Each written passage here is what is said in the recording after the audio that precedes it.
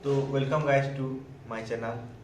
तो आज की इस वीडियो में हम बात करने वाले हैं कि एफसीआई का कट ऑफ कितना जाएगा और उसके लिए हम मेंस की तैयारी कैसे करें।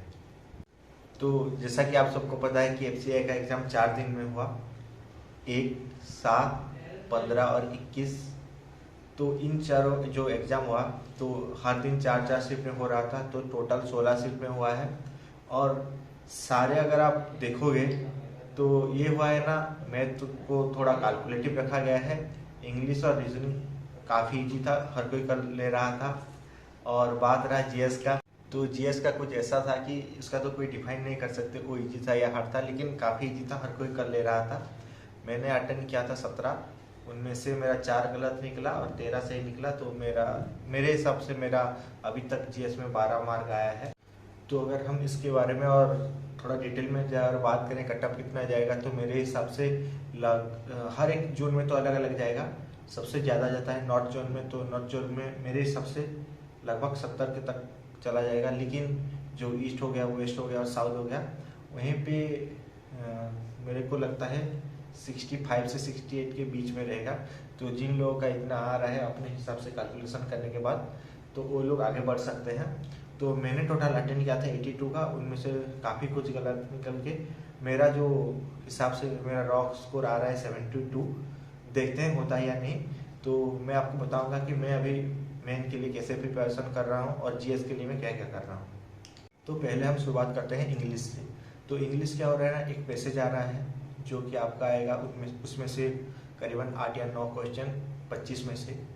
तो आपको क्या करना है ना, डेली रीडिंग करना है।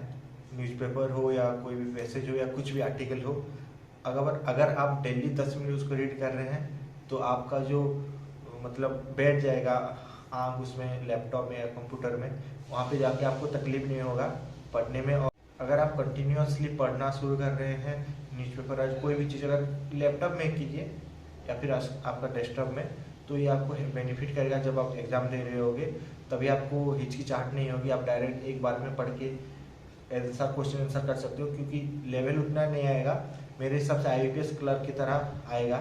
फिर उसके बाद बात करते हैं ग्रामर के बारे में। तो मेरा वोकैब पार्ट ठीक ठाक हो जाता है, लेकिन ग्रामर नहीं होता। तो मैं ग्रामर के लिए क्या कर रहा हूँ ना, डेली अभी से शुरू किया आज से कि मैं एरर डिटेक्शन करना शुरू कर रहा हूँ, ग्रामर का रूल पढ़ना शुरू कर रहा हूँ। तो ये आपको काफ़ी बेनिफिट देगा। उसके साथ साथ आप क्या करिए ना, थोड़ा थोड़ा क्वेश्चन लगाइए, वर्ड स्वैप हो गया, सेंटेंस अरेंजमेंट हो गया, या फिर जो हो गया आपका स्पेलिंग करेक्शन, ये आप कर रहे हो तो आपका अगर वहीं पे अगर 25 में से अगर आप 22-23 अटेंड कर रहे हो और उसमें से एक्यूरेसी 90% हो रहा है, तो आपका काफ़ी अच्छा मार्क चला आएगा। लेकिन आज तक मेरा इंग्लिश में इतना अच्छा नहीं गया है, तो देखते हैं, पढ़ाई तो करना चाहिए ना। फिर हम बात करते हैं रीजनिंग के बारे में। तो मैं रीजनिंग को एक्चुअली 2 भाग में डिवाइड कर दे रहा हूँ, एक एसएससी स्टूडेंट के लिए और एक बैंकिंग स्टूडेंट के लिए। बैंकिंग स्टूडेंट के लिए इतना हार्ड नहीं होगा, क्योंकि उन लोगों ने एसबीआई पीओ या एसबीआई क्लर्क के लिए तैयारी कर रहे होंगे। तो आपको क्या करना है ना, फ्लो के साथ चलना है और डेली डेली पजल लगाना है। तो वो आपका जो स्पीड है वो अगर बरकरार रहेगा तो वहीं पे आप काफ़ी इजीली उसको टैकल कर सकते हैं। और जो एसएससी के स्टूडेंट हैं उनके लिए है कि अगर आप इतना नहीं कर पा रहे हो तो क्या करिए ना, जो मतलब पजल को छोड़ के जो दूसरा पार्ट है उसको अच्छे से तैयारी कर लीजिए, और वहीं पे आपको इतना टाइम मिल जाएगा कि आप एक पजल लगा सकते हैं। तो आपका काफ़ी अच्छा अटेंड हो जाएगा रीजनिंग में। यही आप मैथ में जो आप कॉम्पेंसेट कर सकते हैं। तो चलिए बात करते हैं मैथ के बारे में। जो इसमें जो मेन पार्ट वो है डीआई। आपको डेली 2 से 3 डीआई लगाना पड़ेगा, चाहे आप वो मॉक में दे के लगा रहे हो और कुछ भी करके।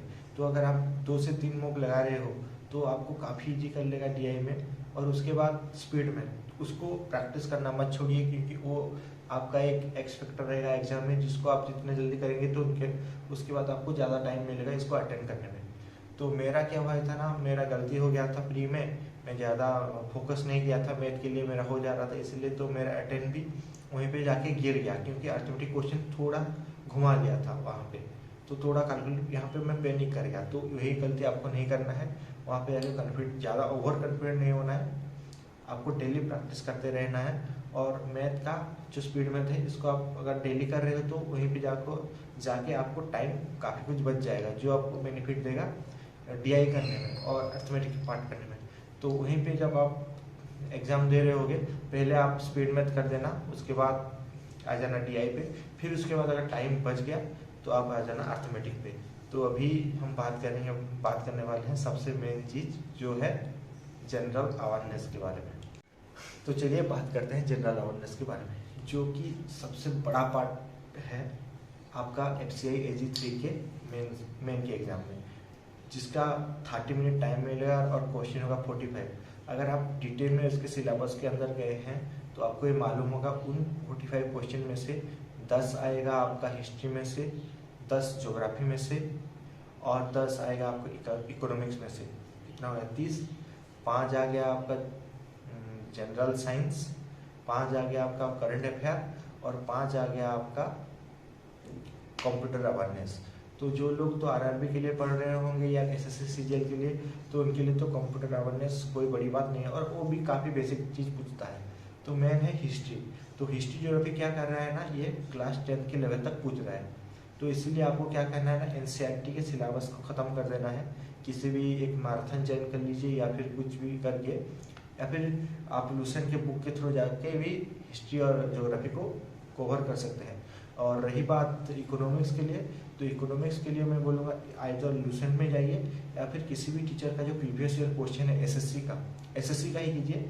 तो पिनाकिल क्लासेस का है, उसमें जाके अगर आप कर दे रहे हैं इकोनॉमिक्स तो आपका काफ़ी हद तक इकोनॉमिक्स ख़त्म हो जाएगा। और एक बात है कि इकोनॉमिक्स और जनरल साइंस मिला के आपका आएगा 15 क्वेश्चन। तो ये गारंटी नहीं है किस में से कितना आएगा। मैं बोल दिया था इकोनॉमिक्स 10 आएगा और ये 5, ऐसा कुछ नहीं है। तो ये 8 7 आ सकता है, कुछ भी आ सकता है। तो जनरल साइंस ये क्या है ना, जिन भी स्टूडेंट साइंस के बैकग्राउंड से हैं और नए भी हैं, क्योंकि 10 क्लास तक आएगा जो कि हर कोई पढ़ चुका है 10 क्लास तक साइंस में, तो क्वेश्चन नॉर्मल लेवल का ही आएगा। आपको क्या करना है ना, प्री में से थोड़ा एडवांस पढ़ना है। 9th क्लास और 10th क्लास के बुक को उठा लीजिए NCERT का, उसमें से जितना भी क्वेश्चन है सब कुछ कर लीजिए। वो किंगडम भी थोड़ा पढ़ लीजिए और फोर्स वार्डन इसका जो यूनिट है वो भी थोड़ा पढ़ लीजिए। तो आपका जो है जनरल साइंस का पार्ट वो काफ़ी हद तक ख़त्म हो जाएगा।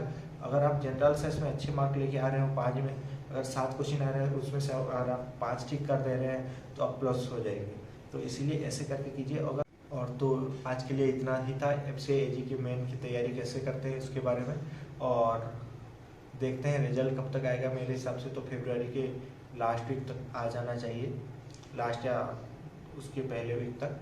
तो देखते हैं। मेन तो लगभग 19 को है। सब लोग अच्छे से तैयारी करते रहिए, जिनका चांस भी लग रहा है, और जिनका आ रहा है 60 से 65 के बीच में मार्क, वो भी थोड़ा ध्यान के पढ़िए, क्योंकि कुछ भी हो सकता है, नॉर्मलाइजेशन भी हो सकता है, क्योंकि 16 से में एग्ज़ाम हुआ है। तो सबको ऑल द बेस्ट। और बता दीजिए आप कैसे मेन की तैयारी कर रहे हैं। मैं तो ऐसे ही कर रहा हूँ और मैं आपको अभी दिखा रहा हूँ। मैंने जो 2 मॉक टेस्ट दिया है टेक्स्ट बुक से, उसमें से मेरा मार्क कैसा आया है, और ये आपको काफ़ी मदद करेगा आगे बढ़ने के लिए। तो चलो देखते हैं और उसके बाद वीडियो को एंड करते हैं। अगर ये वीडियो आपको अच्छा लगा है तो लाइक शेयर और सब्सक्राइब कर देना। और आगे भी अगर आप बैंकिंग स्टूडेंट हैं या फिर कोई भी स्टूडेंट है जो कि एस्पिरेंट है तो ये चैनल को सब्सक्राइब कर दीजिए। तब तक के लिए टाटा, कीप वर्किंग। तो गाइज ये है मेरा 2 जो मैंने मॉक टेस्ट अटेंड किया है मेन का, उसका रिजल्ट। एक मैंने अटेंड किया था 8 तारीख को और दूसरा 23 तारीख को।